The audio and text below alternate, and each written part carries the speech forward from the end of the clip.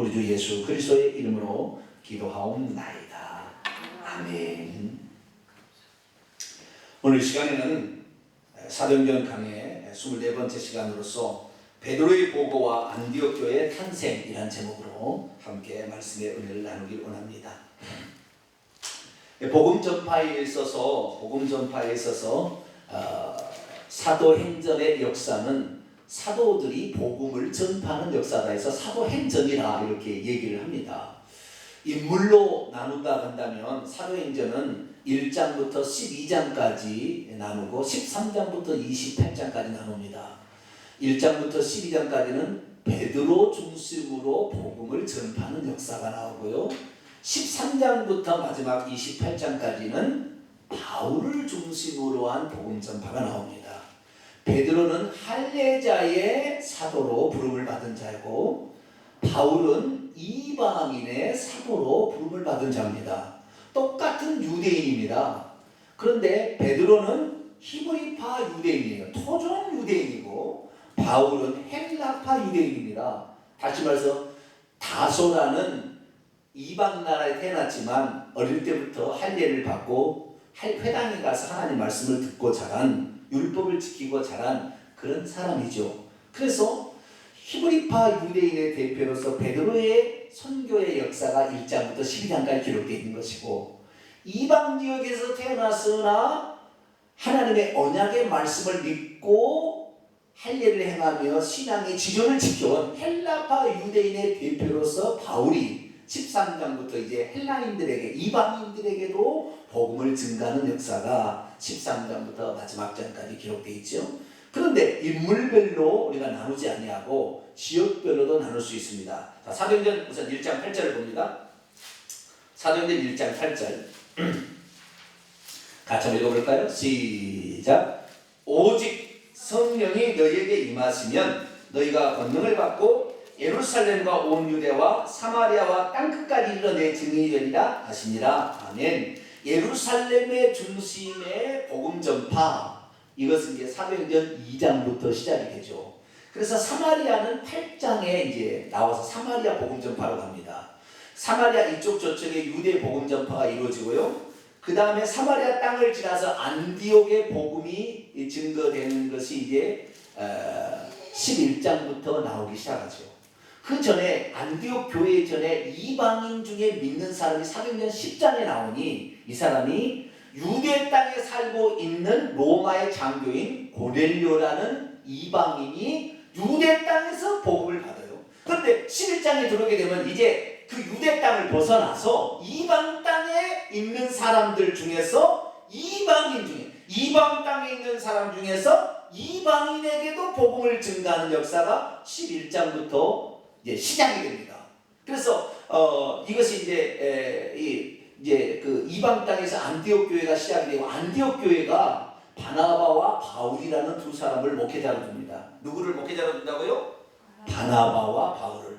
바나바는 예루살렘 교회에서 안디옥 지역에 복음을 받았다고 해서 목회자로 파송을 했습니다.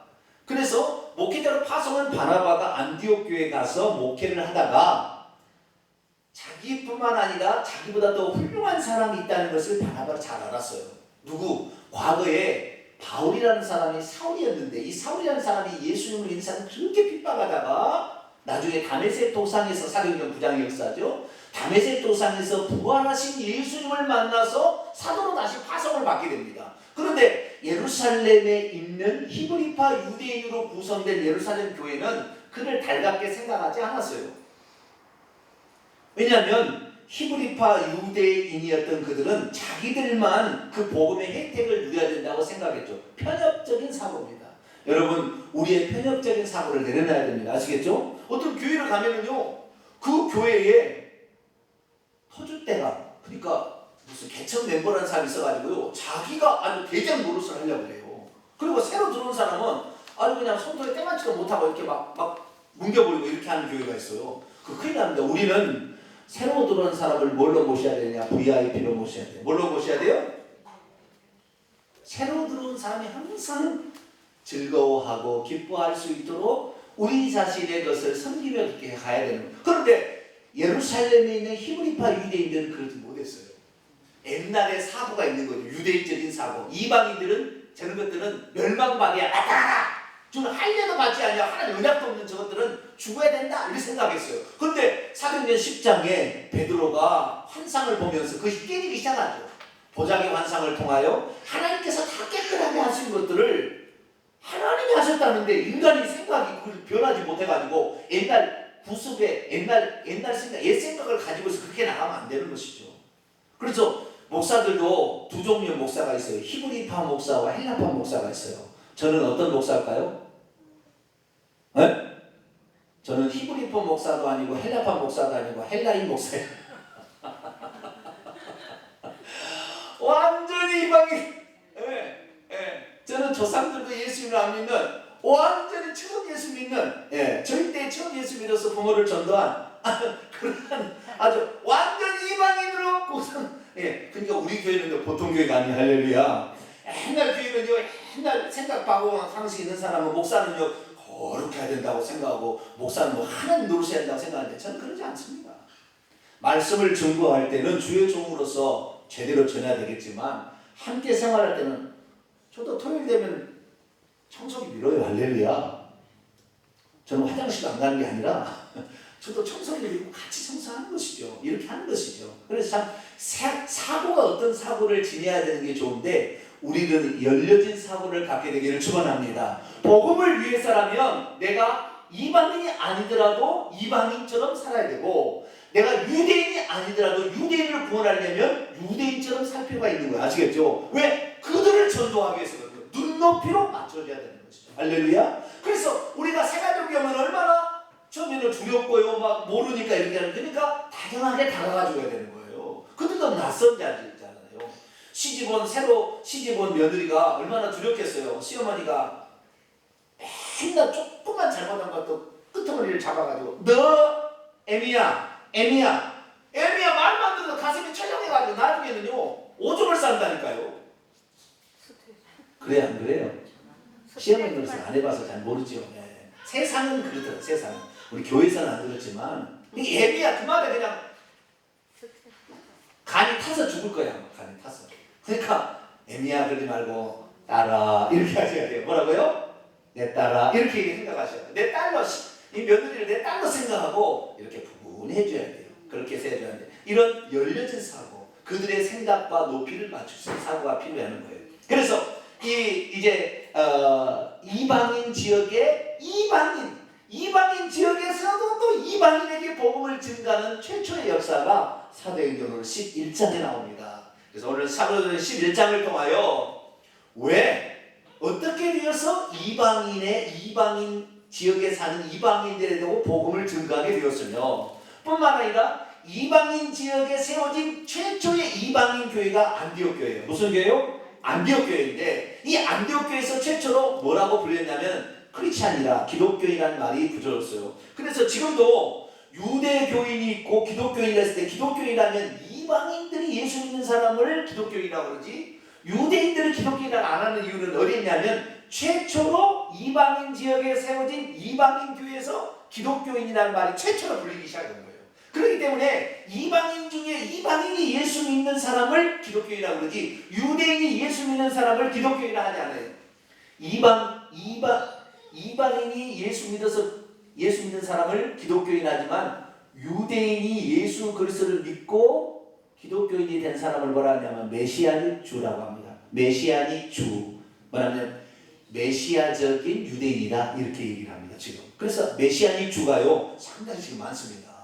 그러니까 히브리파 유대인과 같은 사람들이죠. 이런 사람들이 지금 상당히 있는데 오늘은 이방인 지역에 이방인 교회가 생겼는데 그 교회가 어떻게 생겼고 그리고 그 교회가 나중에 어떤 일을 감당하는지 예루살렘 교회가요 엄청 칭찬을 하는 교회가 됐거든요. 그래서 과연 어떻게 돼서 그런 교회가 되었을까 이 부분에 대해서 함께 말씀을 나누기를 원합니다. 자 11장 1절입니다.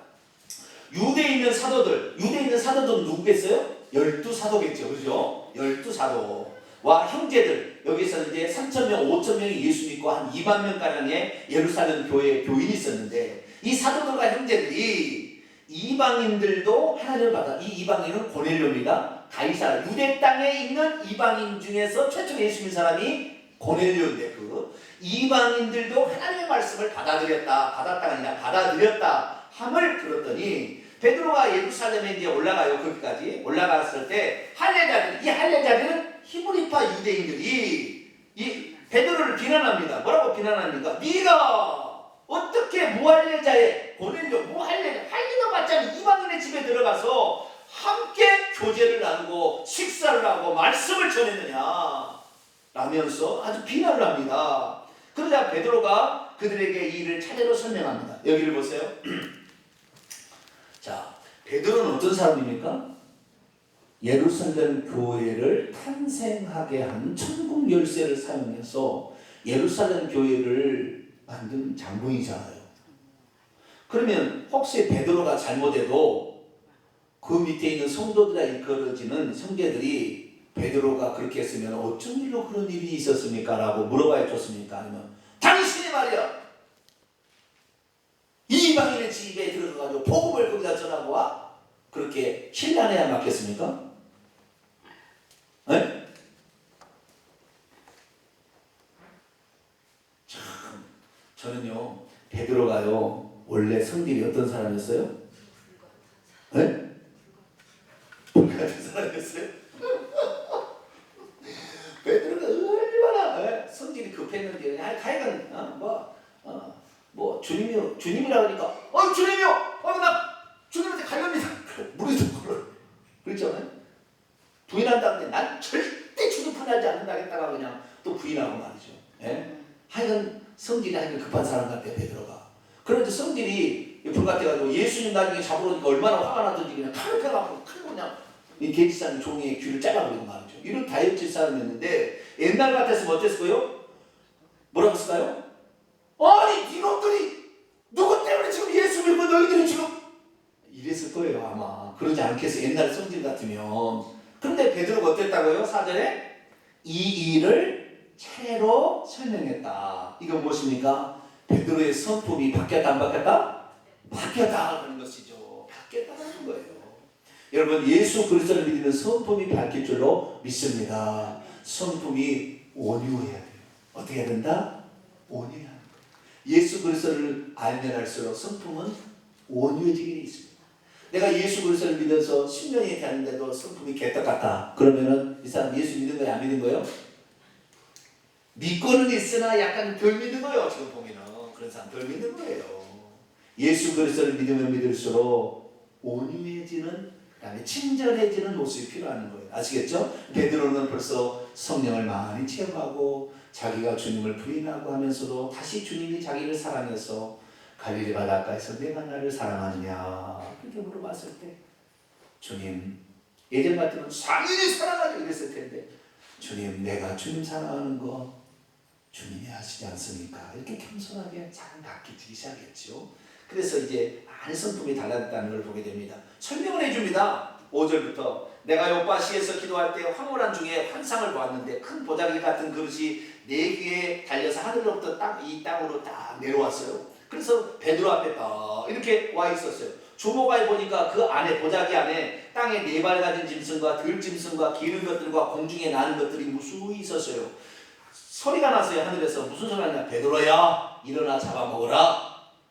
그러니까 이 목소리를 들을 때 즉감적으로 하죠. 이건 주님의 목소리구나. 주님 그럴 수 없습니다. 속되거나 부정하거나 깨끗하지 더러운 이런 것들이 여기에도 있는데 다는 아니었어요. 그 짐승들 가운데 그 동물들 가운데 그런 짐승들이 있었던 것이죠. 레위기 11장에 말하는 부정한 짐승이 여기 있었던 거예요. 그래서 결코 이 부정한 것들은 먹을 수 없는데 왜 이것들까지 다 먹으라고 합니까? 저는 그럴 수 없습니다 라고 얘기를 했어요. 그랬더니 9절에 하늘로부터 다시 두 번째 또 음성이 들려왔어요. 무슨 하나님이 깨끗하게 하신 것을 내가 속되하지 말라. 이것은 아마 예수님이 그렇게 얘기하지 않았는가 아니면 천사가 얘기하지 않았었는가 추정해 볼 수 있지만 어쨌든 이 뜻은 뭐냐면 하나님께서 이제 부정하다 일컬어지는 모든 짐승들 동물들을 다 하나님이 깨끗하게 했다. 이것은 짐승을 의미하는 게 아니죠. 그렇죠? 네.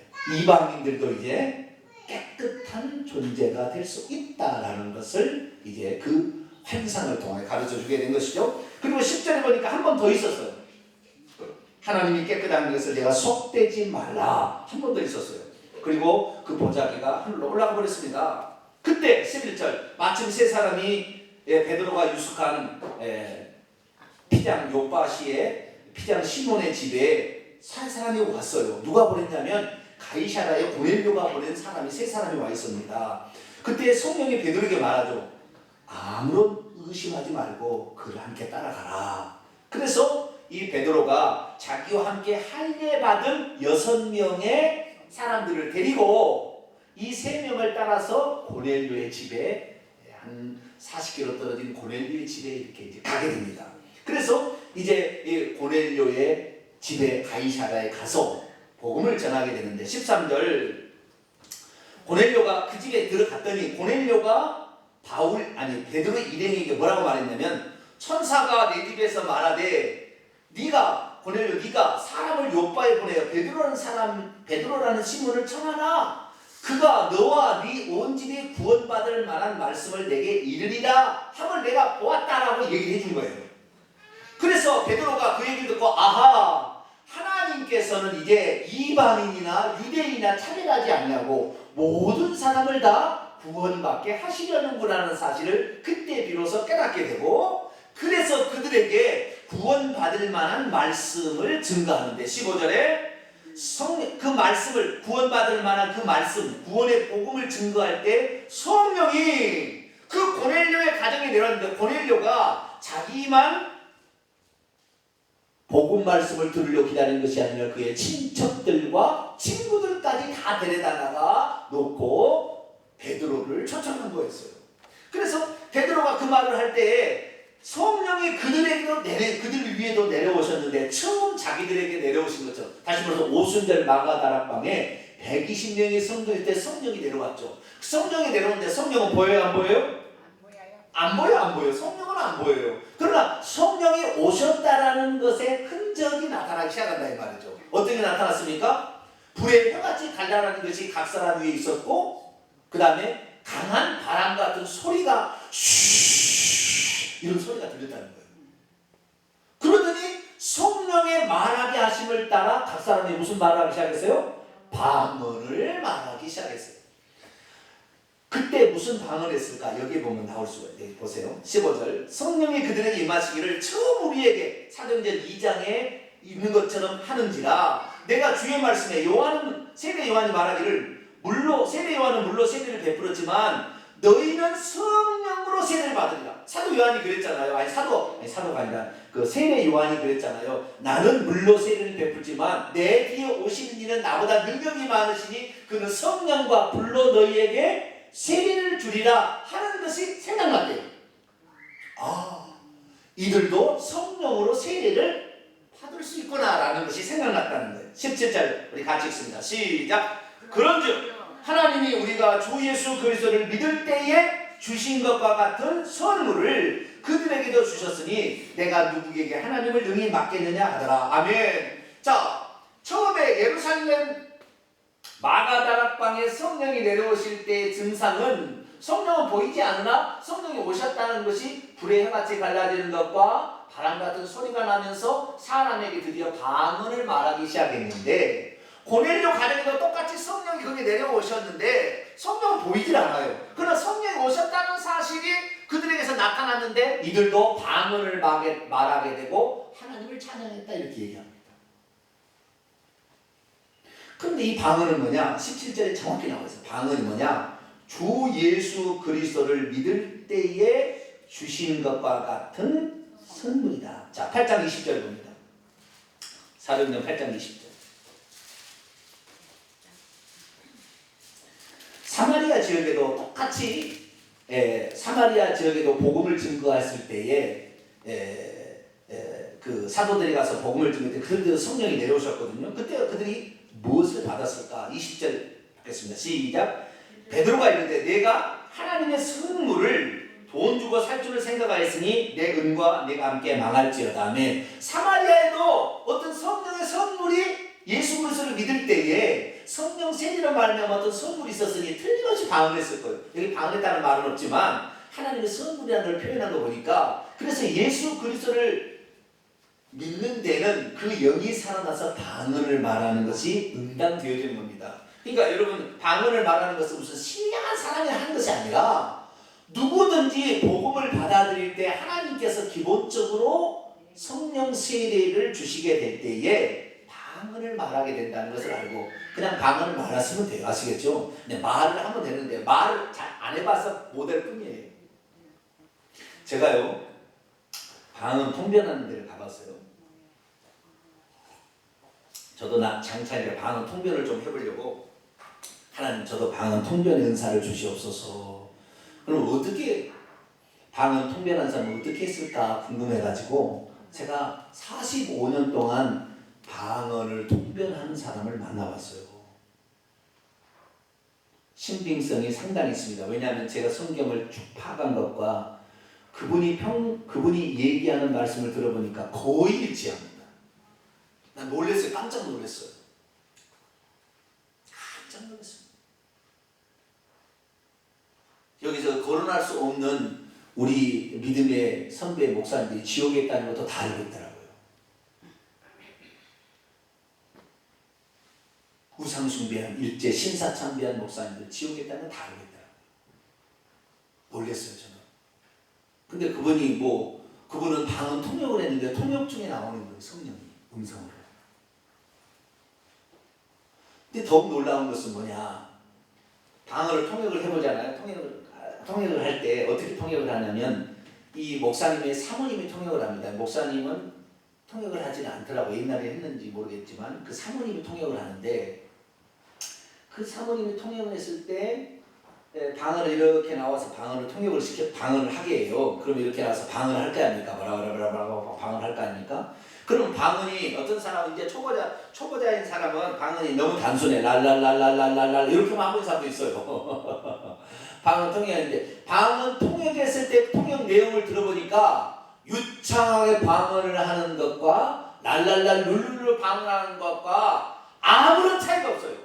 다 똑같이 간절한 소원을 하나님께 아뢰게 있고 성령께서 그 사람을 말하고 있더라고요. 그러니까 우리가 보기에 저 사람은 랄랄랄 룰루루 하고 있으니 아이고 저거는 방언이 얘 형편은 아니에요. 아직 말을 안 해봐서 우리 어린아이들이 말을 안 하면 그냥 처음에는 우리 아이가 예말할 때 이러잖아요. 뭔 소리요? 물 달라 이 소리잖아요. 물 달라. 근데 나중에 말하게 되면 물 이렇게 한 단어를 얘기한다고. 물. 나중에 그때 그러세요. 물 좀 주세요. 이렇게 되는 거예요.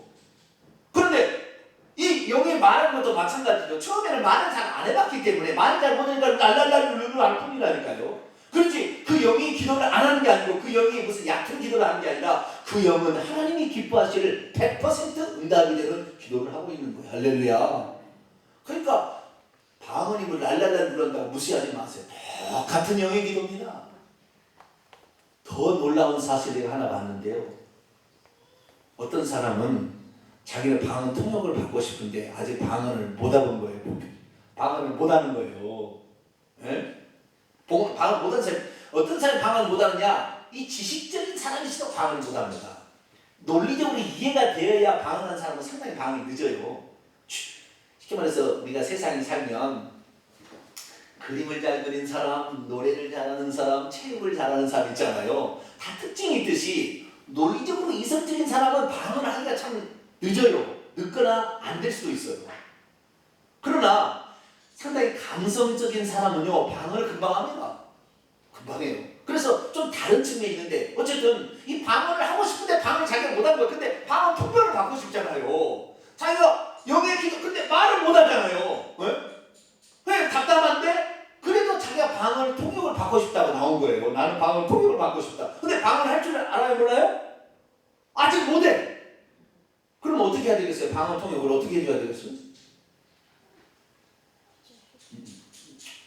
못하니까 그냥 가시오. 이렇게 얘기할 줄 알았거든요. 그런데 제가 놀라운 광경을 봤어요. 뭐라고 그때 어떻게 그것을 난관을 극복하는가, 어떻게 방언 통역을 해준가 봤더니 방언을 다른 사람이 하는 사람이 와가지고 이 사람에게 대신 방언을 해주더라고요.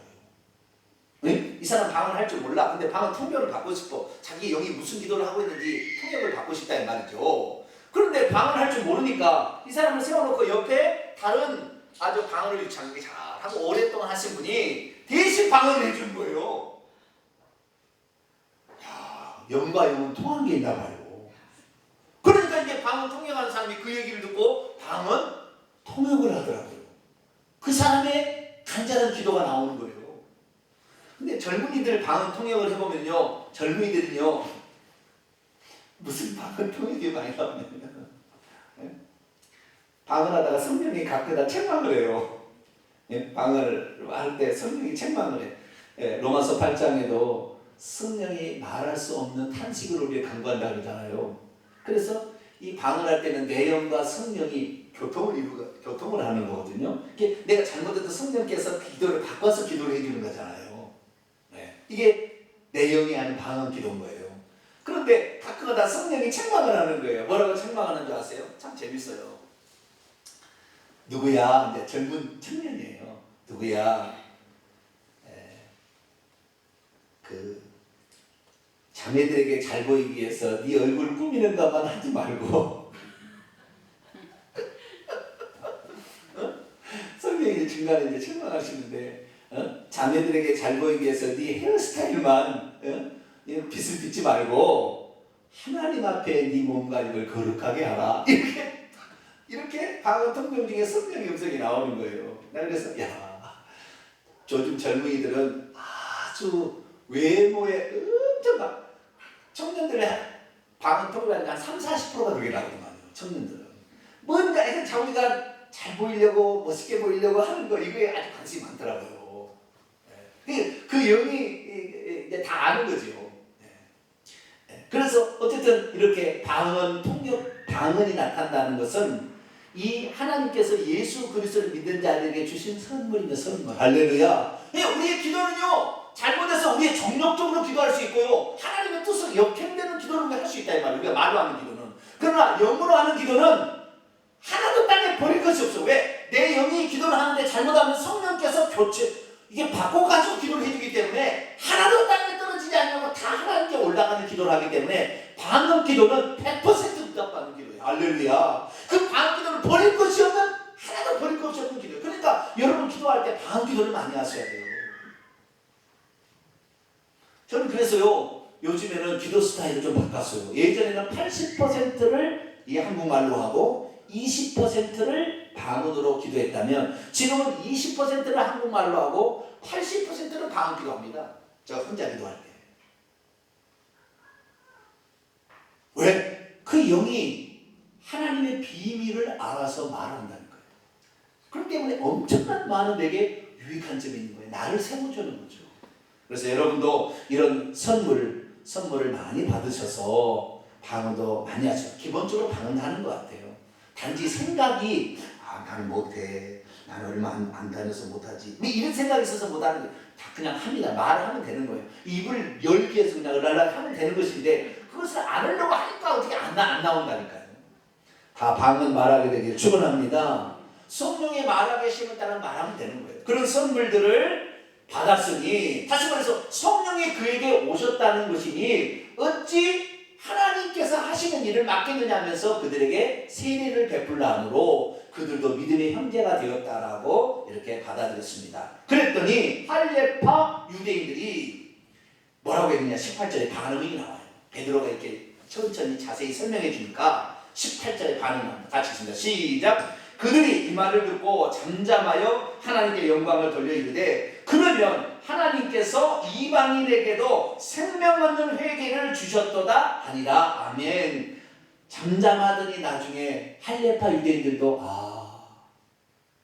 베드로 사도 당신에게 그렇게 역사하신 걸 보니 이제는 이방인들도 구원받게 하시는 거구만요.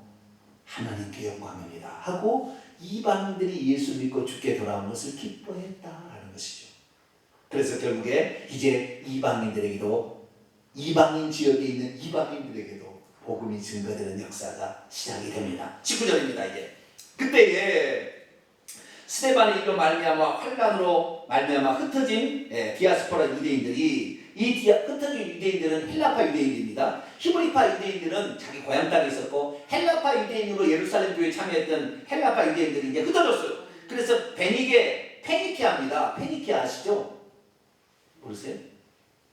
지중해 이스라엘 땅에 지중해 연안을 따고 쭉 올라가게 되면 이 시리아 옆쪽에 이쪽에 페니키아가 있어요. 그리고 그 페니키아 그 다음에 구브로는 지중해 한 가운데 있는 섬이죠. 그 다음에 안디옥, 이것은 예루살렘에서 사마리아 올라서 위쪽으로 올라가게 되면 시리아의 수도가 이 안디옥까지 이르러 유대인에게만 말씀을 증거해요. 처음에는 어때요? 헬라파 유대인들도 누구에게만 복음을 증거했어요? 유대인에게만 거기에 있는 헬라파 유대인이겠죠. 헬라파 유대인들의 이방 땅에서 자라난 할례받은 유대인들에게만 복음을 전하는데 20절 놀라운 변화가 나타나기 시작했어요. 20절에 20절처럼 중요한 변화가 성경에 없을 정도예요. 20절 진짜 시작. 그 중에 구브로와 구레네 몇 사람이 안디옥에 이르러서는 헬라인에게도 말하여 주 예수를 전파하니.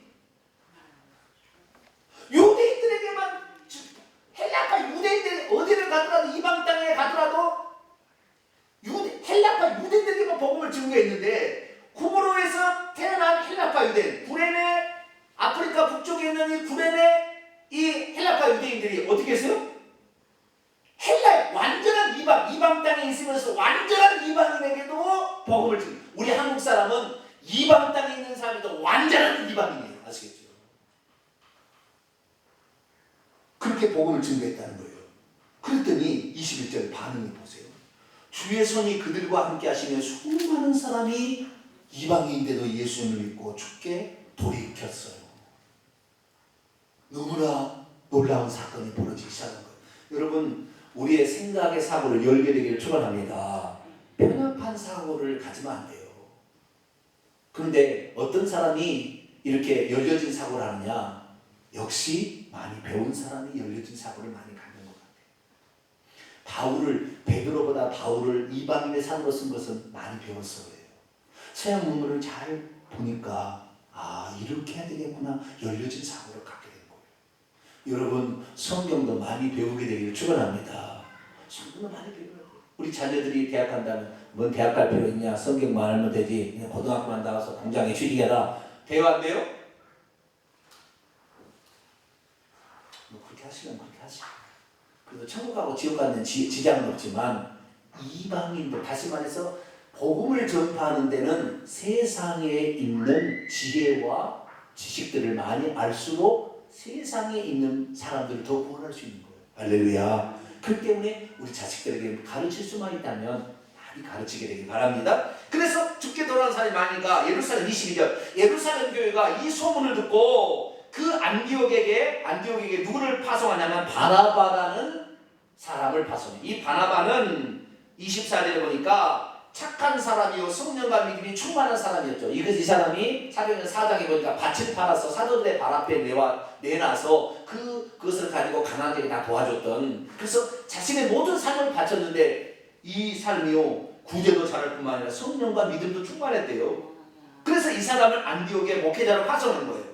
그래서 23절에 그가 안디옥에 가서 하나님의 은혜가 있음을 보고 기뻐하면서 모든 사람에게 굳건한 마음으로 주와 함께 머물러 있으라 라면서 하나님의 말씀대로 살 것을 그들에게 권했죠. 그리고 바나바가 사울을 찾으러 갑니다. 25절에 사울을 찾으러 5가지 고향에 가서 만나서 안디옥에 데려와서 둘이 1년 동안 안디옥 교회에 모여 있어서 그 큰 무리를 가르쳤는데, 그때 예수 믿고 돌아온 사람들을 제자들이라고 불렀는데 이 제자들이 안디옥에서 비로소 그리스도인이라 일컬음을 받게 되었다.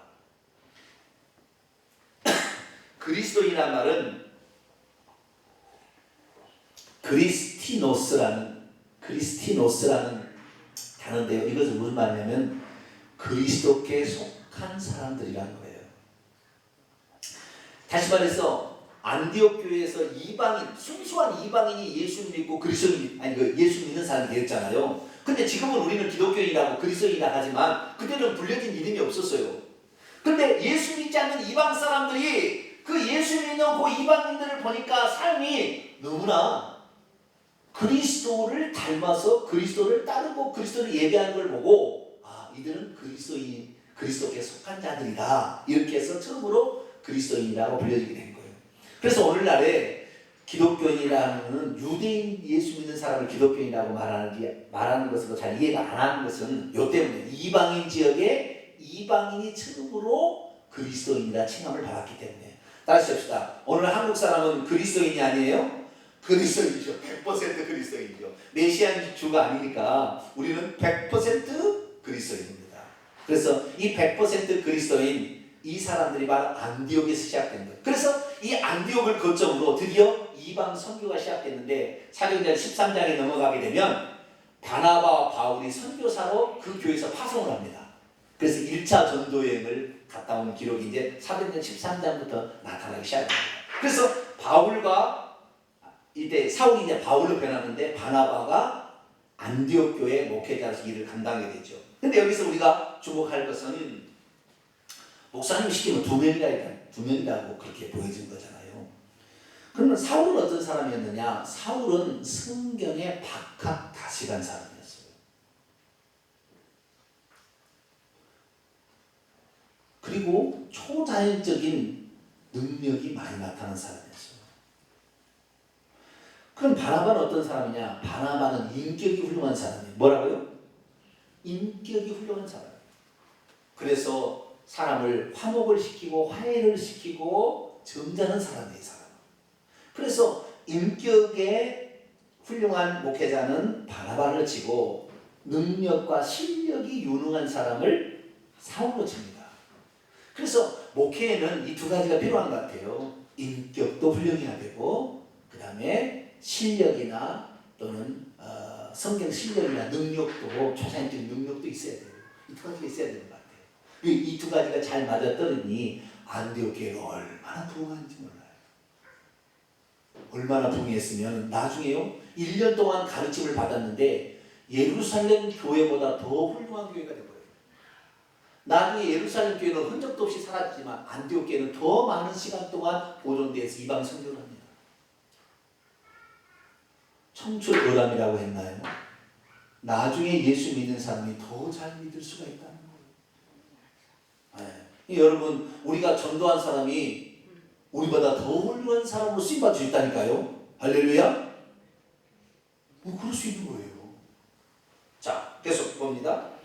그러자 그때에 예루살렘에서 선지자들이 또 안디옥에 내려왔어요. 누가 내려왔어요? 선지자들이 내려왔어요. 이 선지자들은 성령의 은사로 말미암아 선지자가 있는 것이죠. 그래서 이 선지자가 있는데 선지자는 조금 성격이 달라집니다. 자 마태복음 11장 봅니다. 마태복음 11장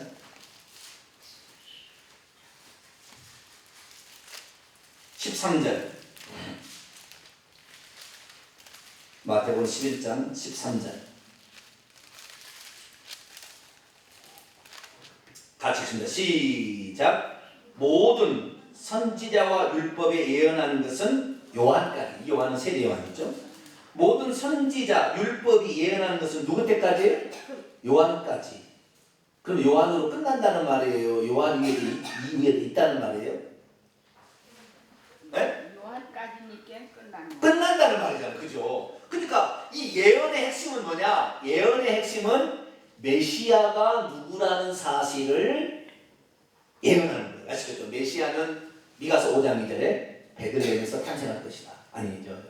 그렇죠. 베들레헴에 탄생할 것이다. 이사야 7장 14절은 처녀가 아들을 낳은 것이 메시아가 될 것이다. 이런 예언들이 아시겠죠? 이런 예언들이 쭉 있었던 거죠. 그 예언이 누구에 대해서 완성이 됩니까? 예수님으로 말미암아 완성되기 때문에 선지자와 율법은 누구 때까지 끝나는 거예요? 예수님으로 끝나는 거예요.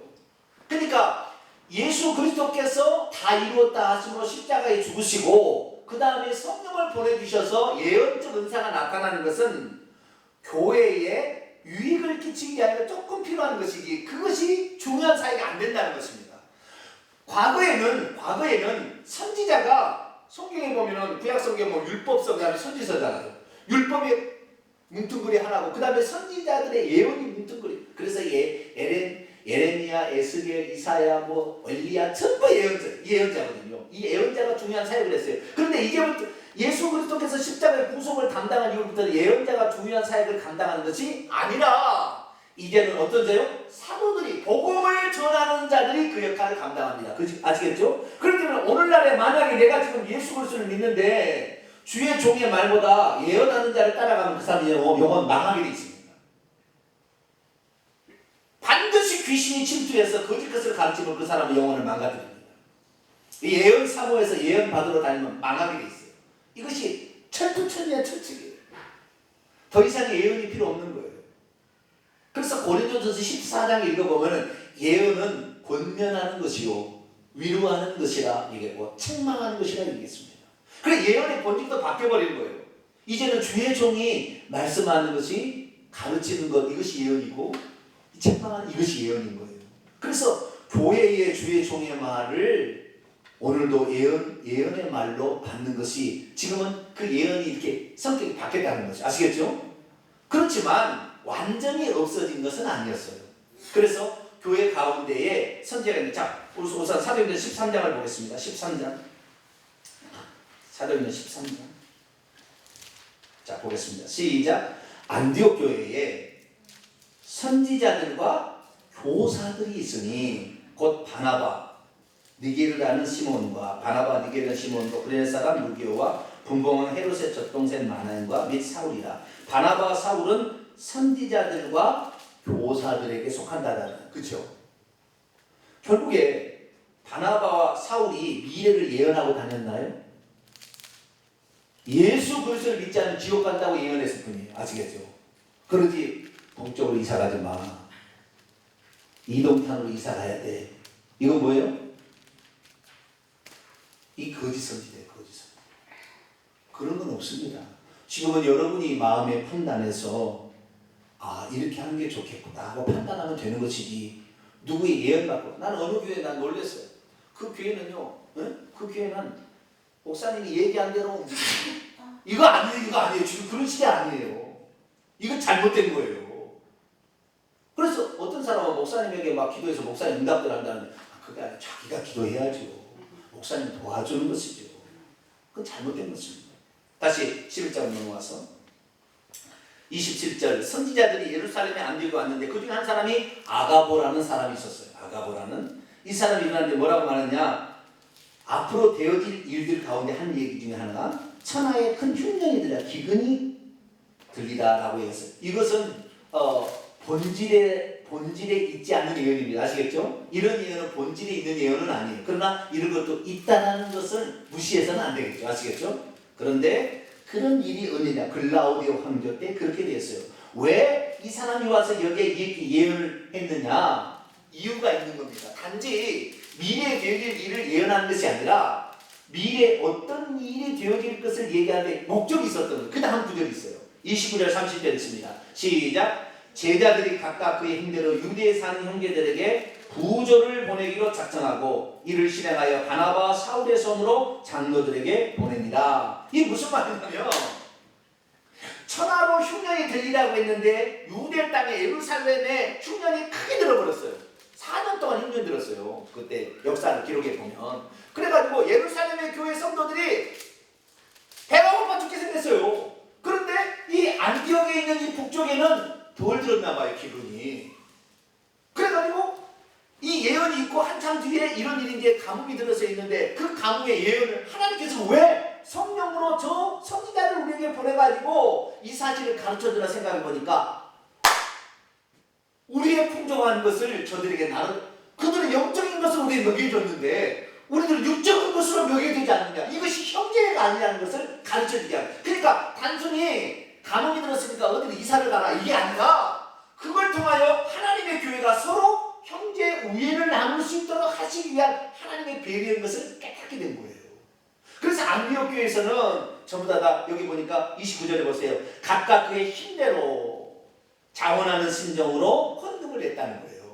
구제 헌금을 내가지고 그것을 받아다가 바울과 바나바의 손으로 예루살렘 장로들에게 보내므로 이 형제의 우애가 됐다는 거예요. 여러분 헌금을 할 때도요 우리가 자원함으로 그리고 각각 힘대로 하시면 됩니다. 아시겠죠? 헌금을 많이 냈으니까 너는 훌륭한 사람 이게 아니죠. 모두가 다 자기의 최선을 다하면 되는 것입니다. 그렇게 해서 어떤 강제하는 것이 아니고 스스로 자원하여 이렇게 내므로 말미암아 두 교회가 아름답게 교제를 이루게 됐대요.